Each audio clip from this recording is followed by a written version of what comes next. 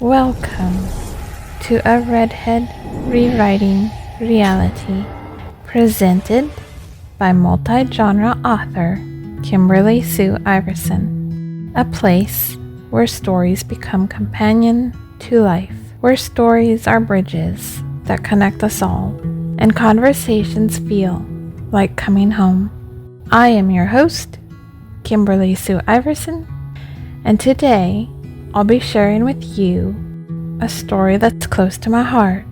If you prefer to read along or explore more stories, visit my website at KimberlySueIverson.com. This blogcast is intended for an adult audience.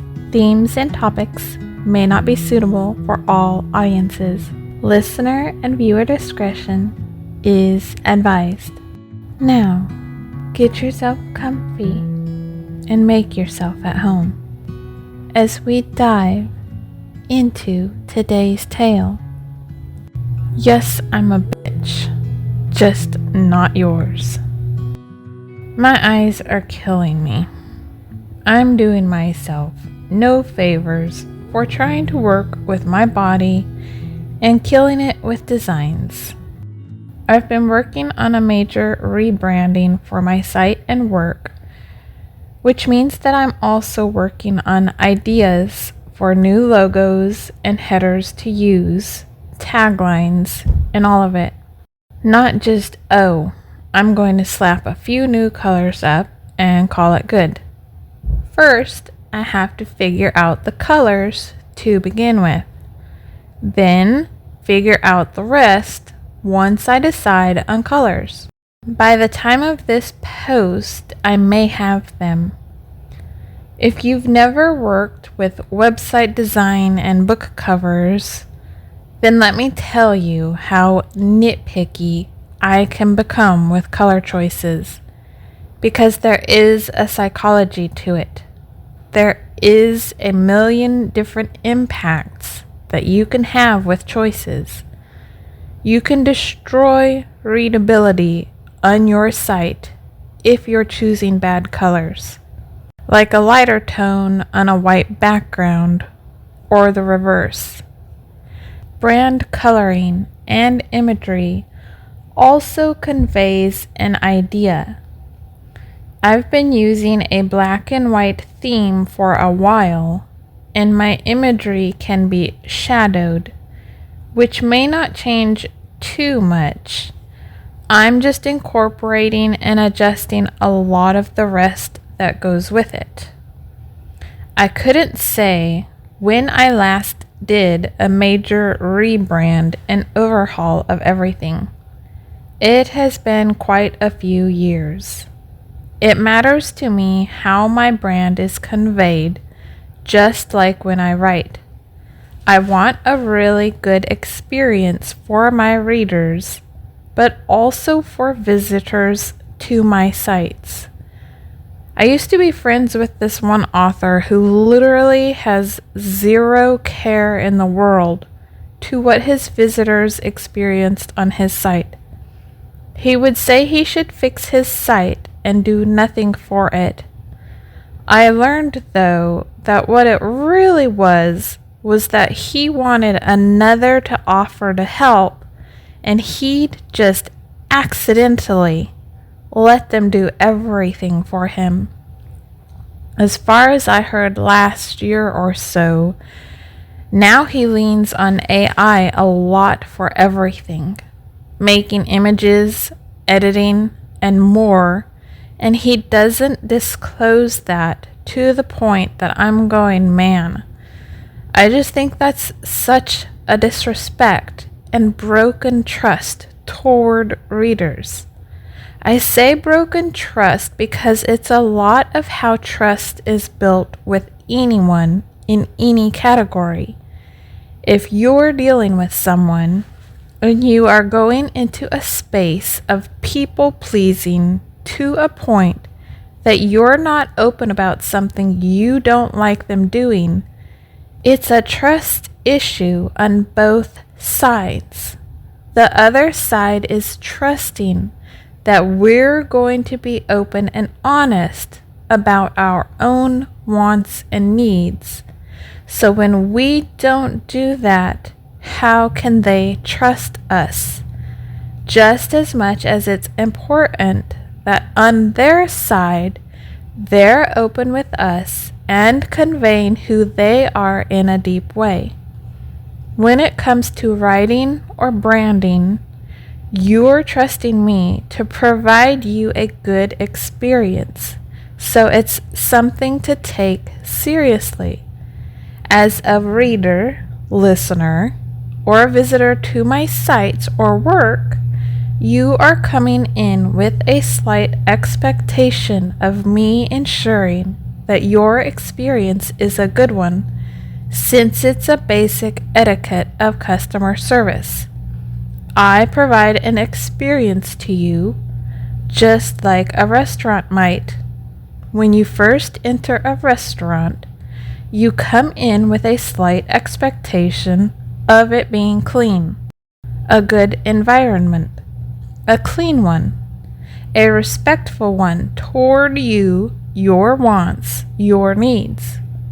Then you expect to enter the building with a level of trust that it'll provide you good food, since that first appearance has said, trust us, we're a clean space and a good space.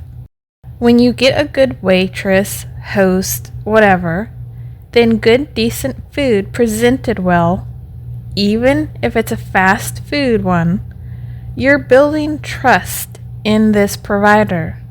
You're going, okay, I can come back here for another good experience. What would happen, however, if you saw a dirty space?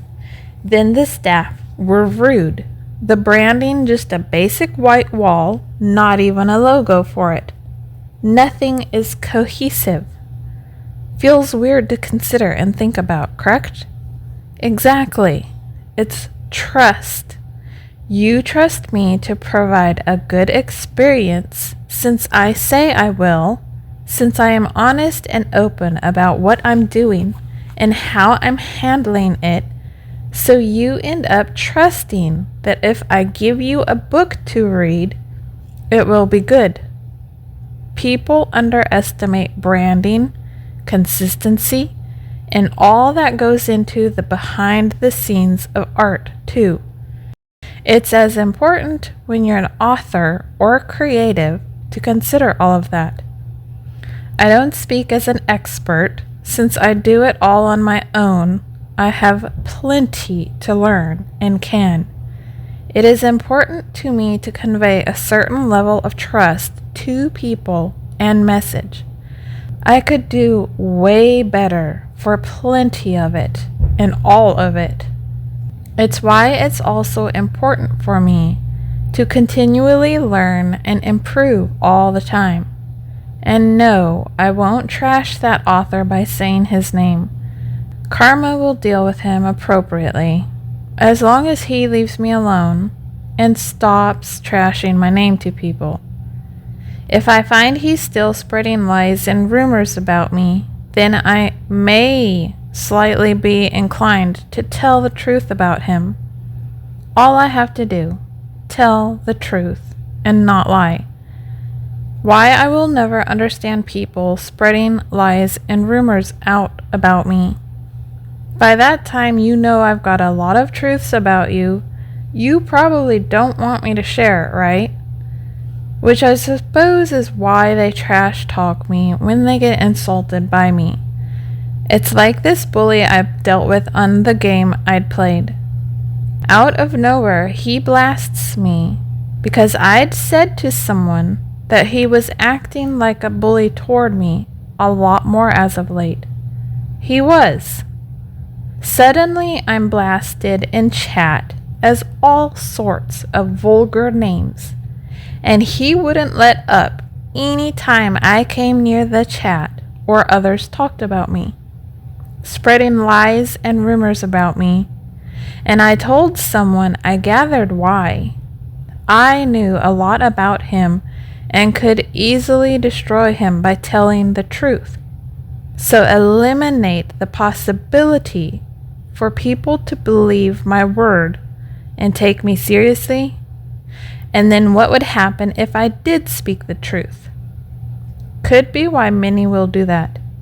If something happens between the two of you, then they will head off others and the potential for them to side with you, but trash talking you.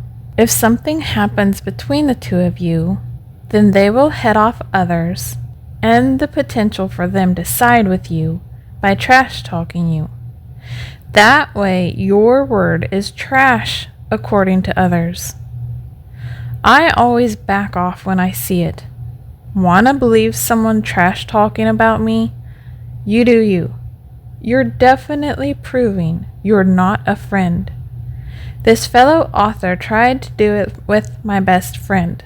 She's one of the few people I've ever met who didn't entertain it and asked him point blank if he discussed his issue with me, and whether he talked to me. I'm grateful to her for that. He didn't, not once. So he played it off as if that was a me issue.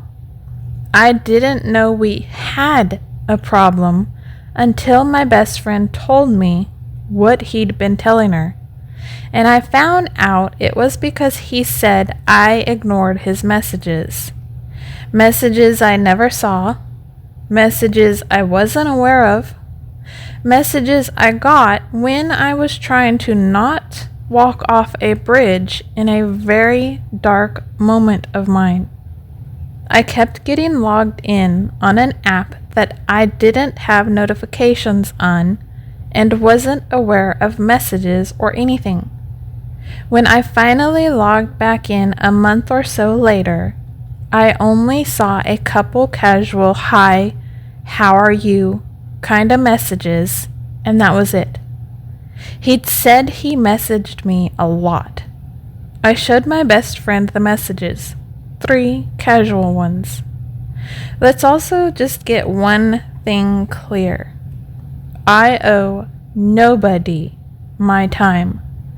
I don't have a husband. You're not my family, not a partner. So if I'm falling apart, I owe you nothing. I will prioritize me and mine to ensure I keep breathing. I have been alone and become used to people walking out on me enough for very little reasons, especially during times I fall apart, that for me to get close to someone is incredibly difficult. But at the end of the day, I've learned not to expect anyone to stick around. It would be nice if someone did, but that's just life. Some do, some don't. I am the first to say I'm difficult to get close to love, and I'm stubborn, hard-headed, and a number of things that can be so difficult to work through with me. I'd be lucky if I ever found a guy who stuck about that long term. He'd be a saint. I used to tell my best friend I should just make a business arrangement with someone. I can offer this, you offer this, we good? Cool. With how I operate, it'd probably be fine. This is how ridiculous I am, and weird. When I finally begin to attach is when I've noticed that they're not about anymore. It's rare I chase after people, and I've made clear right now I struggle to return messages. I'm mentally still not all there. It's not a personal thing whatsoever. I'm doing the best I can. I always do the best I can. So these guys who get super insulted and go on rampages don't seem to gather. I'm used to it. I'm not a naive little girl. I am for plenty. Couldn't put drugs or alcohol in front of me and have me name most. I have dealt with so many men in my life that I see that little insult happen and go, oh boy, I know what's to come here.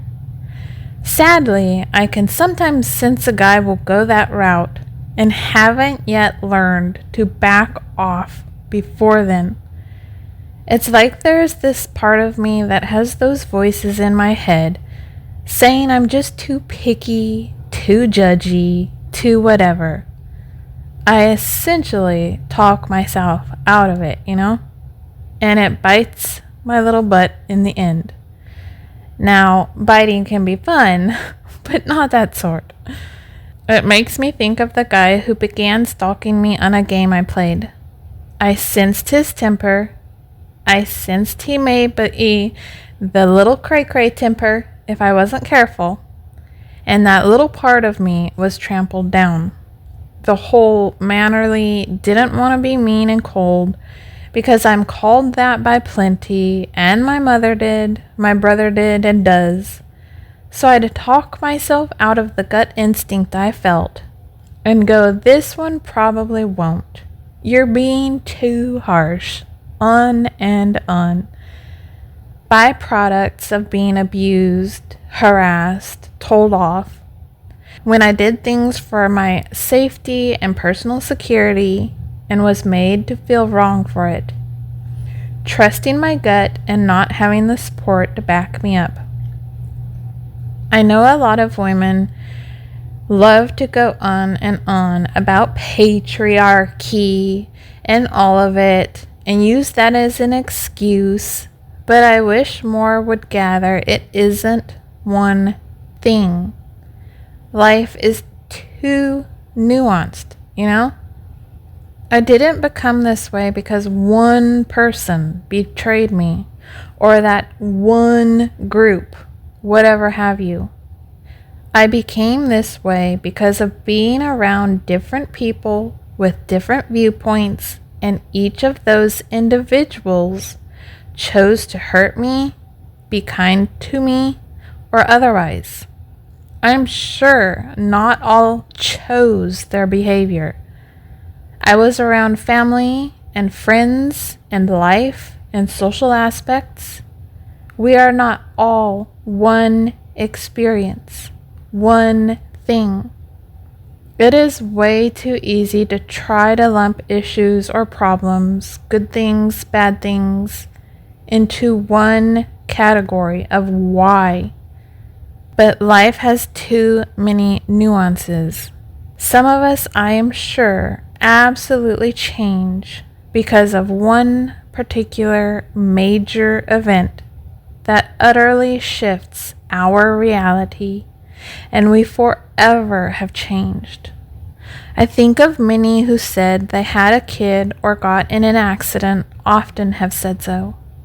Even then, micro changes happen all the time. For me, I just happen to have had a lot of catalysts. It's why I liked that nickname that some gave me long ago on MySpace and called me the Phoenix. It's true though.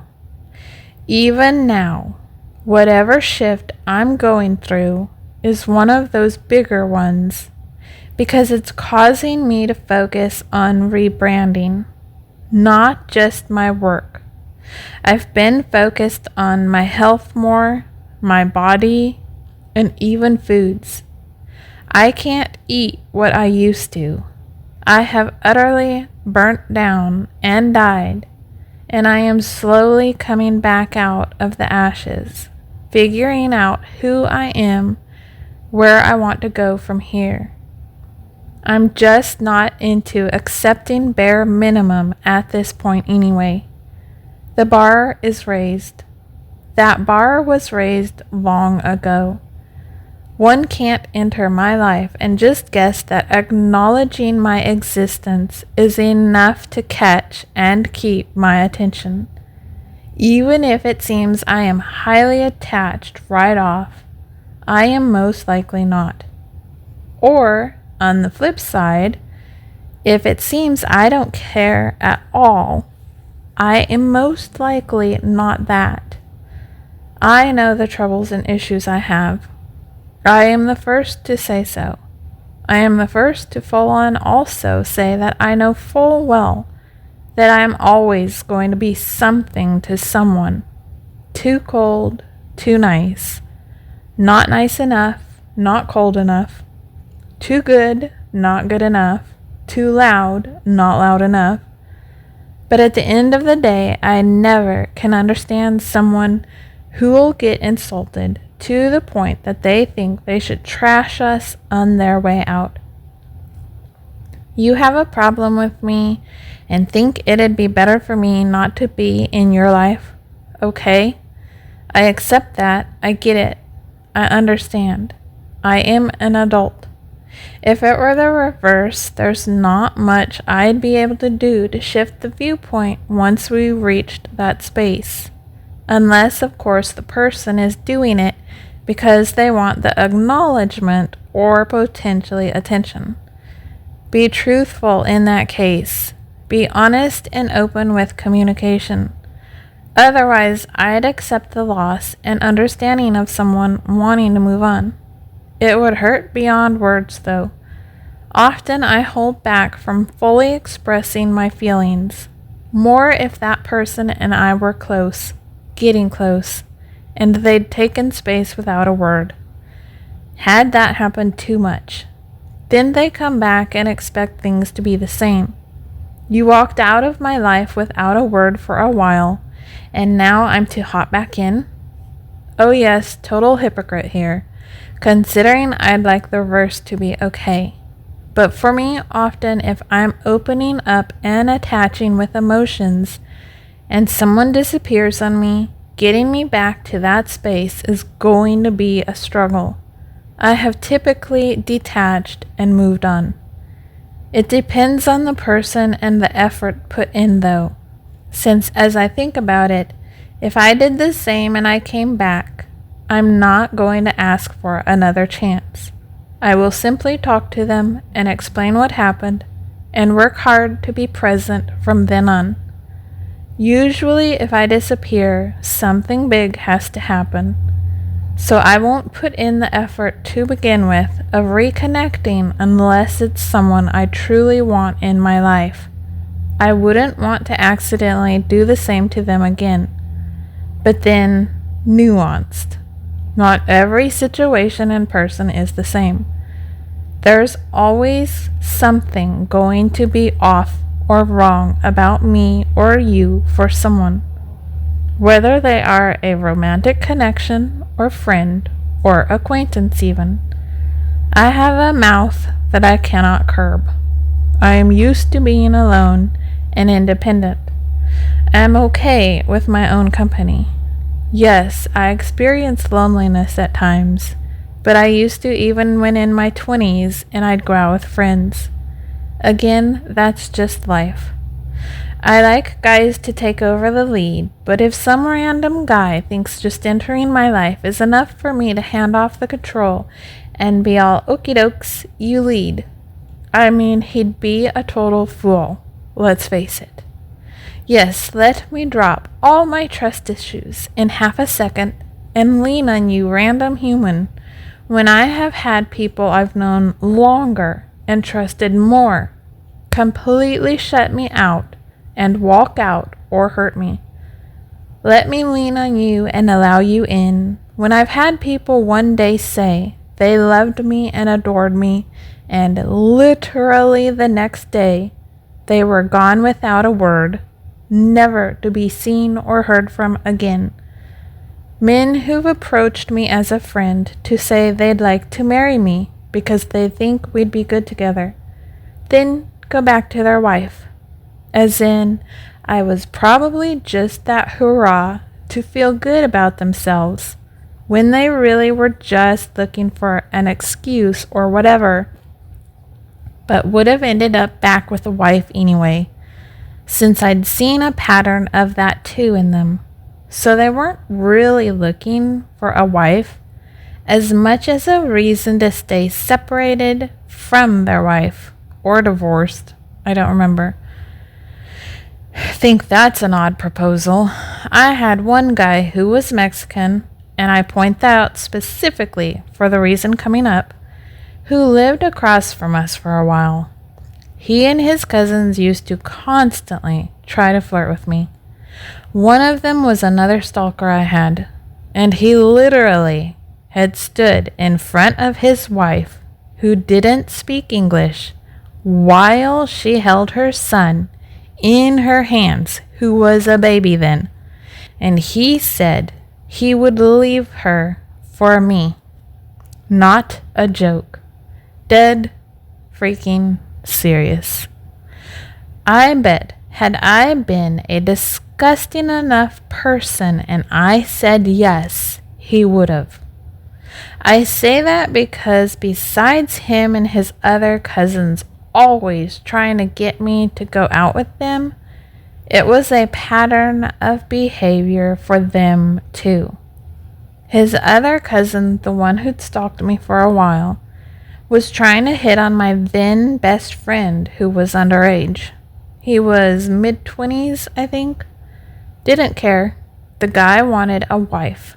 So he'd even purchased dogs to try to con us into seeing he was a good dude.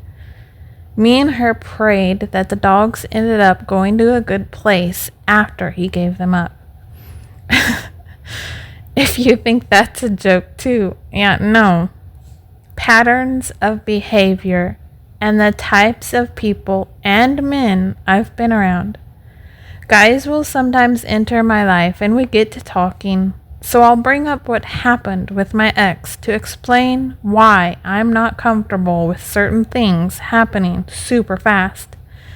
And understandably so, they'll say to me that not all are the same. It's annoying as much as understandable. You are 100% correct. Number one, when did I say I judge all men by one? Patterns of behavior in one individual at a time, then as a group, then you as I get to know you, yes. But you especially, if I talk to you online, are one random Joe in a lifetime of many random Joes that I didn't know and don't know and caused me problems over time. So until I've established a trust in you and I have seen a pattern of behavior that said I could, why would you believe that I would instantly drop my guard to do whatever you want to not inconvenience you? I am very open about all of that. So you cannot tell me it's a surprise to you, or you didn't know, or anything along those lines. Far too many believe I am silly enough to completely overlook those sort of manipulative tactics they try. I have lived my life with a narcissist and abusers, attracted them, been around others. I know those subtle, this is a you problem, and I'm going to make you feel bad so you drop your guard and I can prey on you tactics. Chastise me all you like, but I have had so many varying experiences in my life that I'm very open to dating and meeting new men, but each individual is always judged on an individual basis, and you earn trust points, and that takes time. I could know you for 20 years and still not trust you, or 2 minutes and feel safe enough to hand over my financials. Like one of the buyers we dealt with, had he asked for a bit more of a friendship, I guess either, outside of what was happening, I'd have been open to it. One, because of how I felt around him. I felt totally relaxed. And two, he had been establishing a pattern of behavior of trust with his words and behaviors. There was no, I demand to speak to you on the phone at this second kind of speech. Or don't judge me on all men, girl. People don't seem to understand that you put off a vibe and an energy.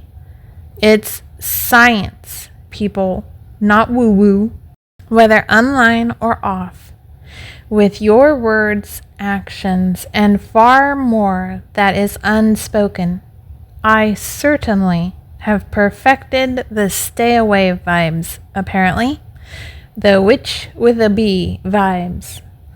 It's a defensive mechanism. No matter how hard we try to hide ourselves, though, we are energy beings, and we all pick up on that.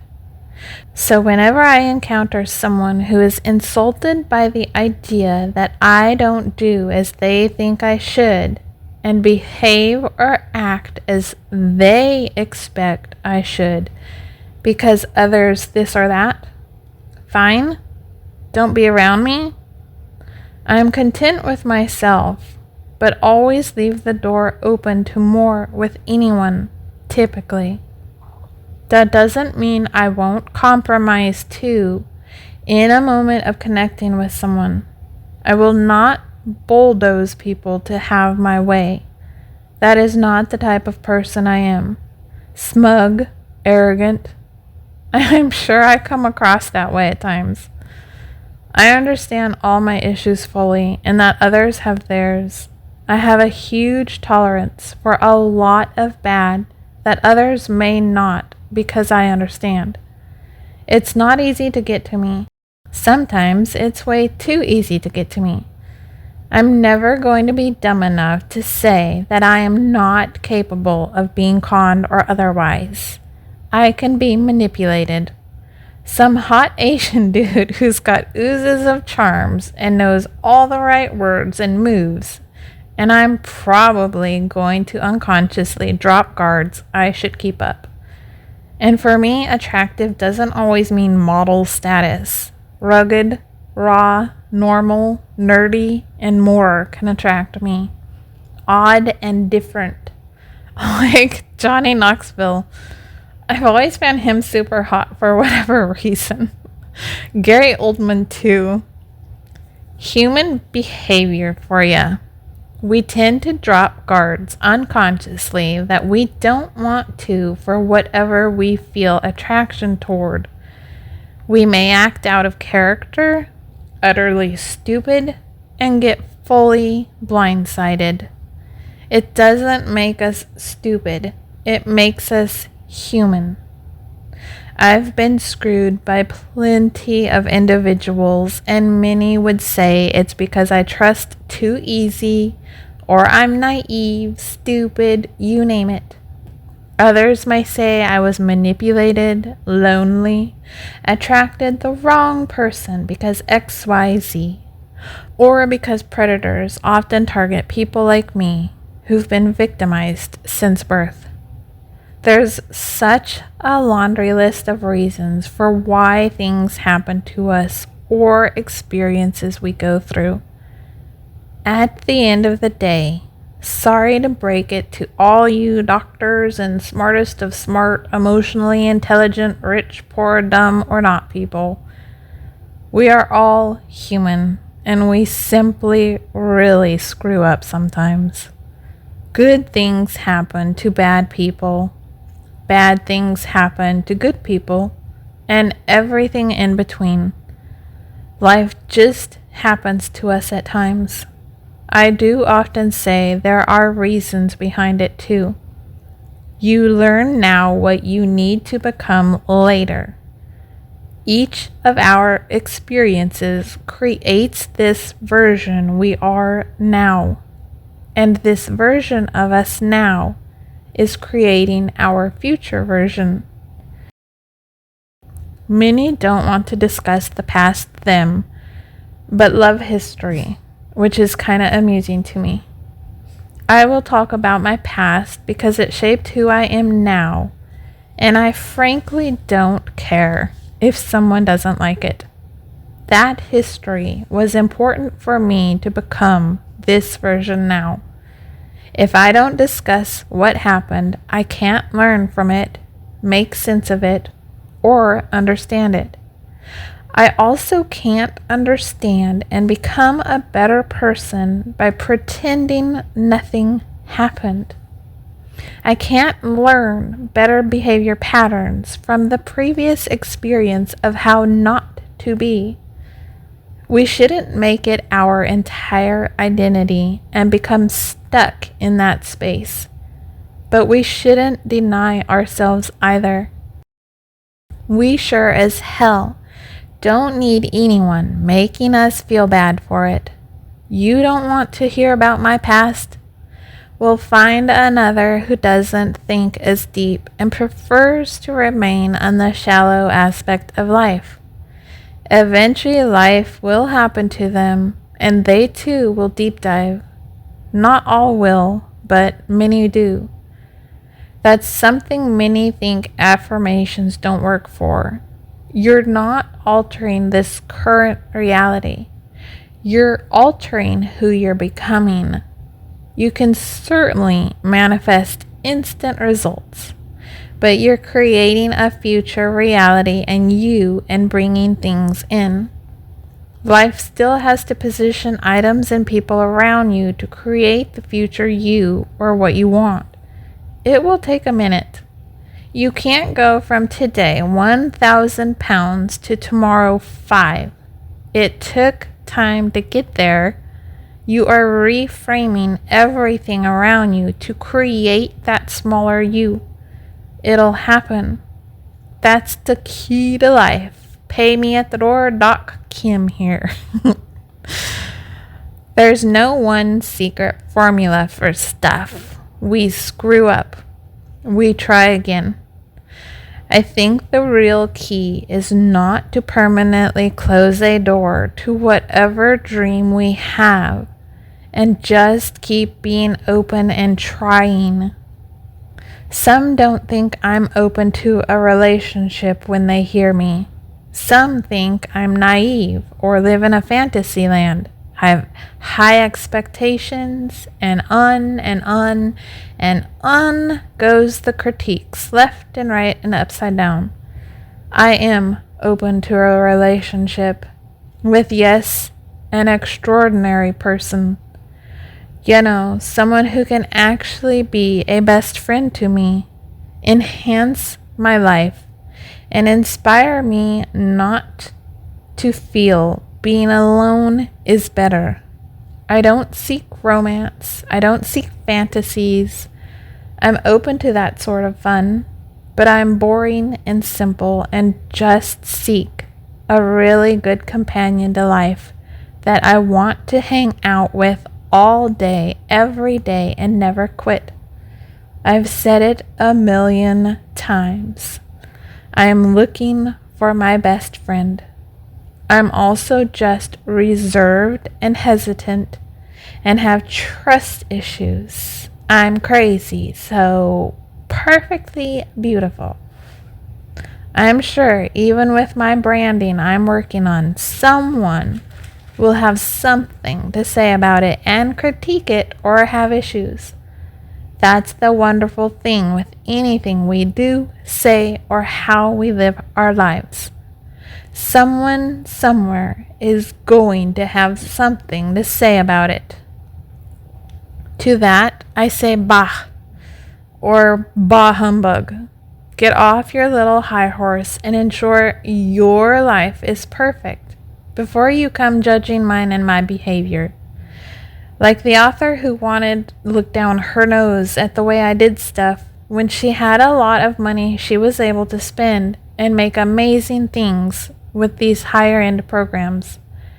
While I do things manually, because I do not have hundreds in my budget right now that I can drop anywhere for anything. One day. So yeah, we are not going to have the same abilities to do things. Let me see you build something manually from the ground up with the absolute bare basics. Then we'll talk. More so when you get off the high horse and stop looking down your nose at everyone.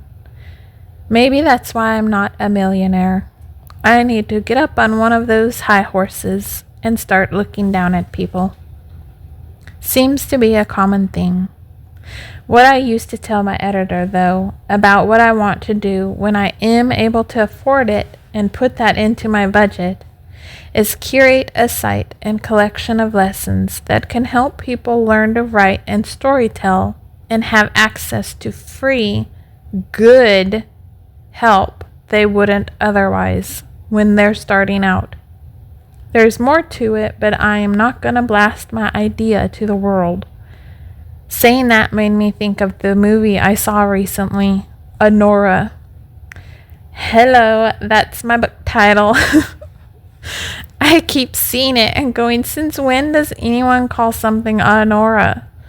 Now watch me get tons of emails with snarky tones. Well, actually, before you used that title, there was this or that, or there are people with that name. You could have copyrighted the title and should have if it were that important. Yeah? What's your point, high horse nose person? Maybe people will search the movie and find my book, so it's free marketing. My real irritant is how hard it is to find original titles, and it always feels like whether you come before or after you copied them. It would surprise me immensely if any person associated with that movie in any slim capacity ever came across my book or the title. It'd be kind of cool, but it'd be surprising. I've had that happen with a title I thought was creative as heck. Don't remember. I think it was Savage Lands. Not too creative, but it wasn't being used. It was nowhere. And then I saw someone using it after publishing. Another time I'd come up with a title for whatever story it was, and I don't think I shared it with anyone. I can't remember which it was. I have too many titles. But I'd spent so much time working on the title only to have the time come to actually make a cover and pursue the book, and saw the title on a movie or a book. I was all, are you kidding me? I've had this dang thing for years and nobody ever used it, so I was all, yay, original. Then right as I think I was about to pursue the book and title, I saw that one come up somewhere. I swear it was a movie. I've had that happen too for movies with plots. Yay, this is a great plot. I am going to do this one so great. Wait, here's a movie coming out with this same one. Did someone read my mind? As they say, there are no original ideas, only your original and unique spin you put on an idea. Just, don't be pursuing anything related to Disney or Marvel or otherwise. I know Disney for sure is one that, they will hunt you like a predator to come for you if you try to do anything around them, even slightly. Think it's Disney. Could be Star Wars, or both. Why we likes to be as original as possible, peoples. I always appreciate when someone sees me discussing something and kindly and privately lets me know they've seen it here or there, or it's been done this way or that. Then I can go, oh, whoopsies, then adjust and shift. Someone did that with the Dark Illusions plot for the first book. They thought I'd played this board game, role-playing game? Some game. Maybe you guys know it. I don't even remember what it was now. But it was something that the person thought was similar, and I'd gotten the idea from it. I was all, I have zero idea on what this game is you're talking about. Part of me thinks to this day they think I lied. I lied so well that I don't even remember the game they said was to inspire this idea. I grew up watching a lot of vampire shows and movies, so of course I have a lot of different ideas inside of me that curated the Dark Illusions world. The end of it for the world, not the individual series, ended up being inspired almost at the last minute, just because I read the real story around Lilith. I shouldn't say real story, but one of the stories. The one around she was the first Eve, and she didn't want to lie below Adam and be submissive, so she was thrown out and made into a so-called demon. Don't submit, don't be good and sweet and kind and accommodating. Be cast out as evil. The whatever she was in her ilk she created. Can't think of the term, but you can look it up. So he created Eve from Adam and for him, so she'd be submissive and want to lay below him and bear children. Partly I think it was why the rib, under his arm and protection, under him sort of thing. I like the idea of it though. The rib was because he was meant to protect her. I don't always see people refer to that story that way. But then it depends on who is discussing it and all.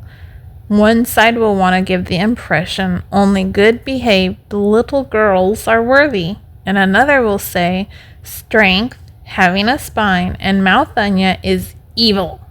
How dare you want to enjoy sex with a man?